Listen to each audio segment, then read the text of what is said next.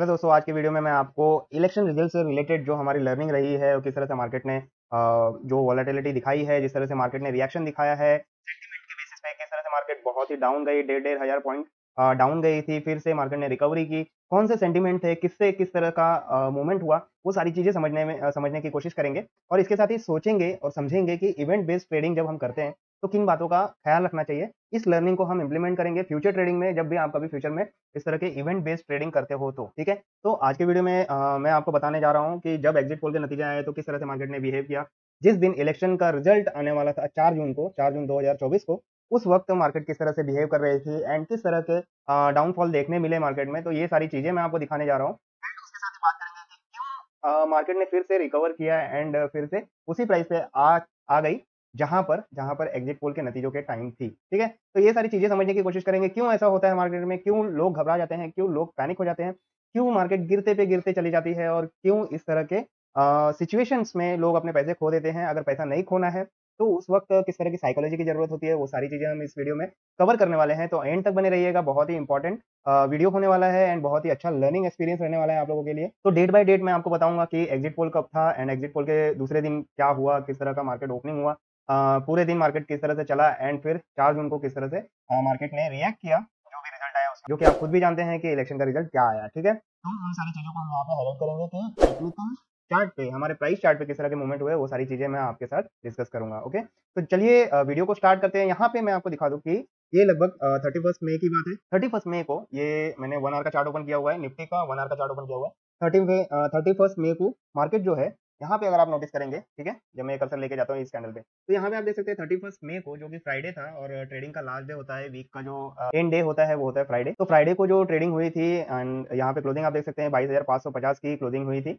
22,500 पर मार्केट ने closing the and उसके बाद 1 तारीख को एग्जिट पोल था। 1 जून को जो था, 1 जून को एग्जिट पोल के नतीजे आने थे। ओके, तो एग्जिट पोल में जो दिखाया गया, ये दिखाया गया कि बहुत सारे चैनल्स ने, बहुत सारे इंस्टीट्यूशंस ने जो है एग्जिट पोल में ये रिजल्ट दिखाया है कि 300 पार जा रहा है। ठीक है, 305 310 के आंकड़े दिखाए, किसी किसी ने 350 के भी आंकड़े दिखाए, किसी ने तो 400 पार के भी आंकड़े दिखाए, तो कुछ लोगों ने 400 पार के भी आंकड़े दिखाए, जिससे ये पता चल रहा था कि ऑलमोस्ट 350 से 400 पार तो आराम से जा सकती है। तो इस बीच क्या हुआ कि एग्जिट पोल के नतीजों के बेसिस पे जब मार्केट ओपन हुई, तो आप देख सकते हैं यहाँ पे मार्केट ओपन इस प्राइस पे हुई है। यहाँ पे मैं दिखा देता हूँ आपको प्राइस क्या थी। यहाँ पे ओपनिंग प्राइस देख सकते हैं 23,337। ठीक है, मतलब आप समझ सकते हैं कि almost 800 point gap up opening हुई है। 800 पॉइंट का गैप अप ओपनिंग बहुत ही बड़ा गैप अप होता है। ठीक है, 800 पॉइंट का गैप अप ओपनिंग, ये बहुत ही बड़ा गैप अप ओपनिंग है।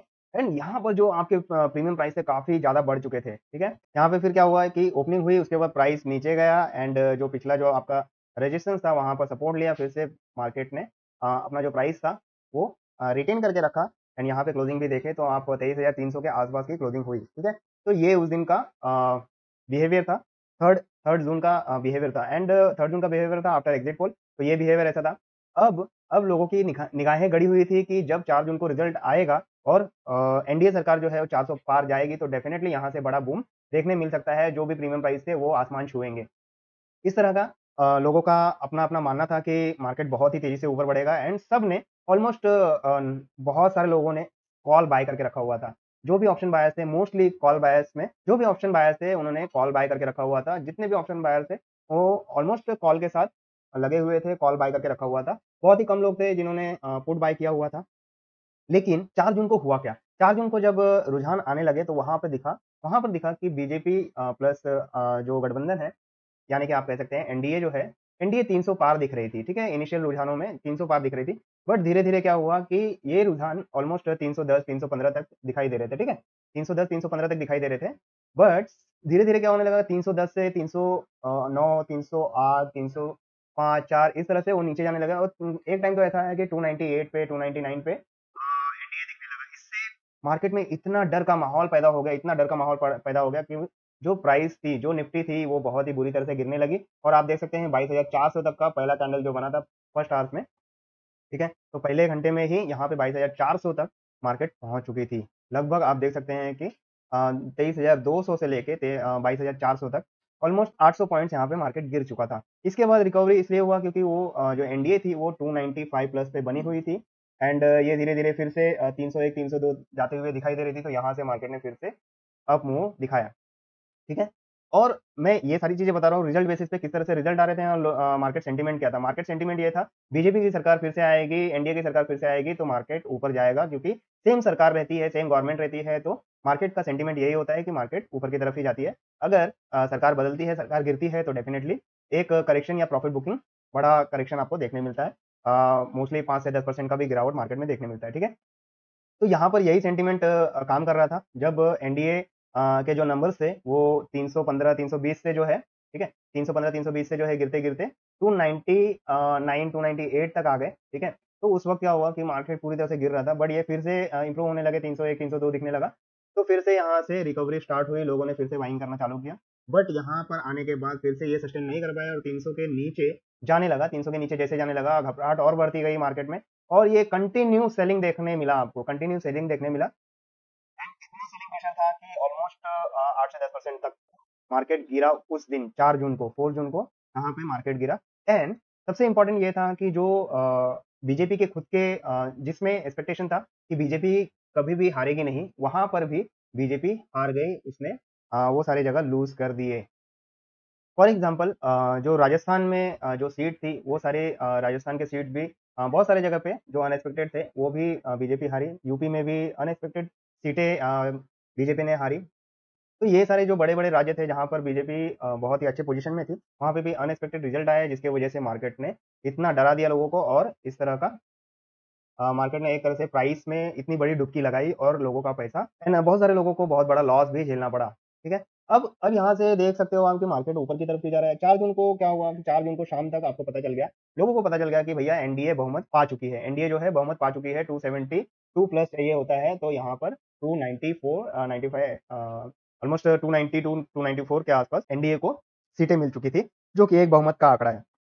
तो यहाँ से लोगों को विश्वास हुआ कि चलो एनडीए तो फाइनली आ गई है, अब जो भी प्रधानमंत्री होंगे वो नरेंद्र दामोदर दास मोदी ही होंगे, मतलब जो हमारी पिछली गवर्नमेंट थी वही कंटिन्यू रहने वाली है। तो ये सोच के फिर मार्केट ऊपर चलने लगी। अब क्या हो रहा है बीच में अफवाहें आ रही है, अफवाहें ये आ रही है कि एनडीए का जो गठबंधन है उसमें नीतीश जी और चंद्रबाबू नायडू है जो कि टीडीपी एंड जेडीयू के नेता है। अब जो बातें आ रही थी सामने कि ये गठबंधन ज्यादा दिनों तक चल नहीं सकती है, ये गठबंधन जल्दी ही टूटेगी एंड फिर इंडिया अलायंस जो है, इंडिया अलायंस जो है, ठीक है, इंडिया अलायंस जो है वो एक सरकार बनाने के लिए प्रपोजल दे सकती है बट यहाँ पे नामुमकिन सी ये चीज थी क्योंकि इंडिया गठबंधन का 234 सीट्स थी जो कि अगर चंद्रबाबू नायडू एंड नीतीश भी अगर इसमें आ जाते तो इनका बहुमत के लिए जो आंकड़ा होता है वो छूना नामुमकिन सा था, ठीक है? तो ये एक नामुमकिन सी चीज़ दिख रही थी बट थोड़े मार्केट के अफ़वाहों पे, मीडिया के अफ़वाहों पे ये थोड़े रेड कैंडल्स दिख रहे थे और जैसे-जैसे नीतीश बाबू एंड चंद्रबाबू नायडू ने ये कन्फर्मेशन दे दिया कि हमारा समर्थन मोदी जी के साथ है, तो देखिए मार्केट किस तरह से अब जाते हुए दिखाई दी एंड ये प्राइस फिर से उसी लेवल पे पहुँच गया है,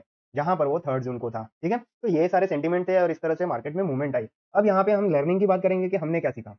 देखो भाई, यहाँ पे क्या हुआ एग्ज़िट पोल के बाद आपको पता चल गया कि मार्केट जो है ऊपर ही जाने वाली है, क्यों? क्योंकि एग्ज़िट पोल में ये दिखाया गया है कि एनडीए की ही सरकार बनने वाली है, प्रधानमंत्री मोदी ही शपथ ग्रहण करने वाले हैं, ये तो फिक्स हो गया था, 400 पार का आंकड़ा भी छू सकती है, ये पॉसिबिलिटी दिख गई थी, ठीक है?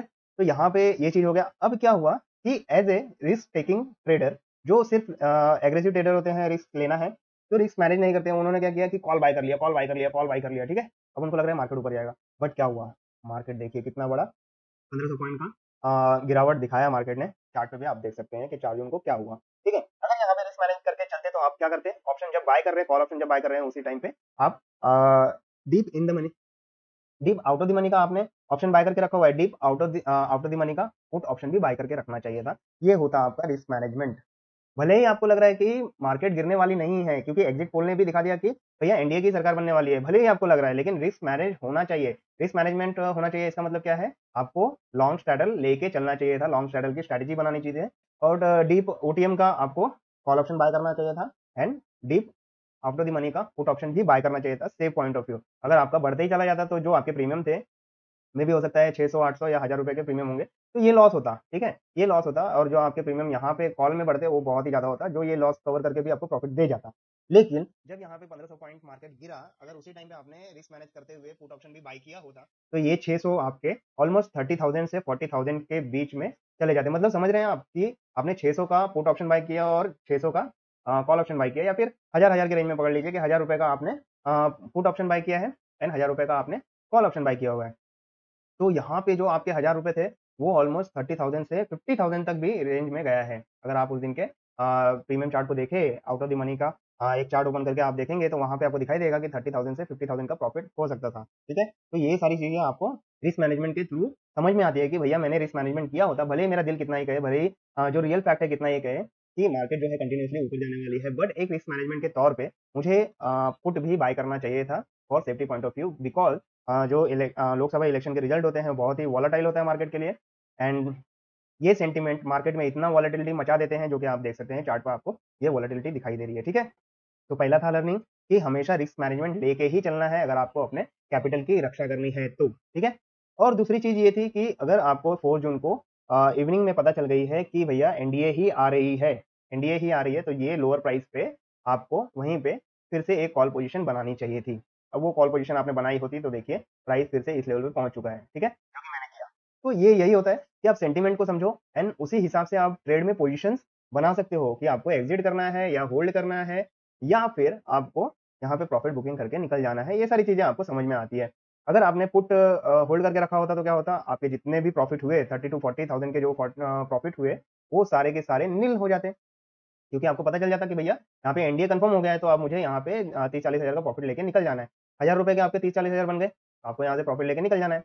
तो ये आपको पता चलता है कि यहाँ पे एग्ज़िट करो या प्रॉफिट बुकिंग करके निकल जाओ या फिर होल्ड करना है या फिर नया पोज़ीशन बनाना है, ठीक है? तो ये सारी चीज़ें आपको यहाँ पे समझ में आ जाती है। तो ज़रूरी होता है कि आप सेंटीमेंट को भी समझो। तो इसमें देखिए कोई भी पीएचडी करने की ज़रूरत नहीं है, जो लोग बोलते हैं कि बहुत ज़्यादा नॉलेज की ज़रूरत है, ज़्यादा नॉलेज की ज़रूरत नहीं है। यहाँ पे सेंटीमेंट को समझने की ज़रूरत होती है कि प्राइस किस बात पर रिएक्ट कर सकता है, कैसे रिएक्ट कर सकता है, पॉजिटिव रिएक्ट होगा या नेगेटिव रिएक्ट होगा, कितने परसेंटेज का रिएक्ट हो सकता है, वो सारी चीज़ें आपको समझने की कोशिश करनी चाहिए।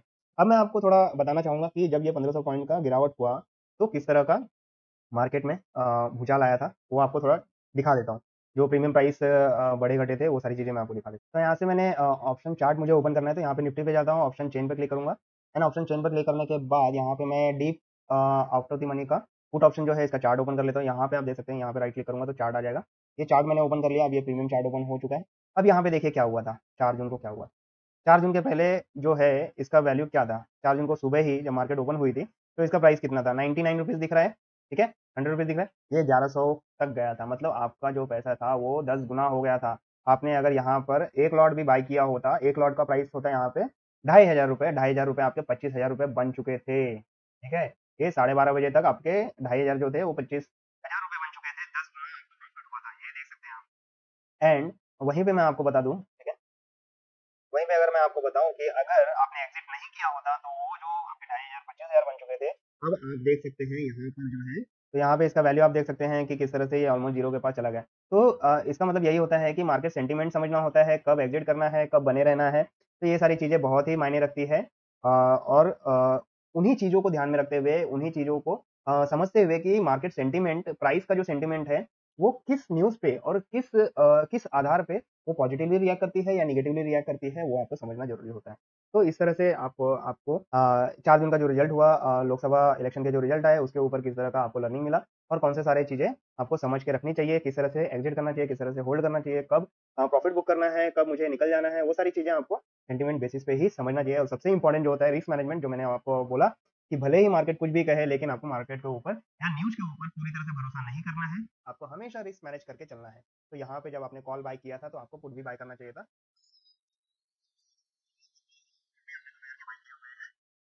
आपका ये 2000 लॉस हो जाता था, बट आपको 25,000 प्रॉफिट भी होता है, ठीक है? तो ये सारी चीज़ें होती हैं कि रिस्क मैनेजमेंट करके चलेंगे तो हमेशा पैसा बनेगा आपका और आपका कैपिटल भी सेफ रहेगा।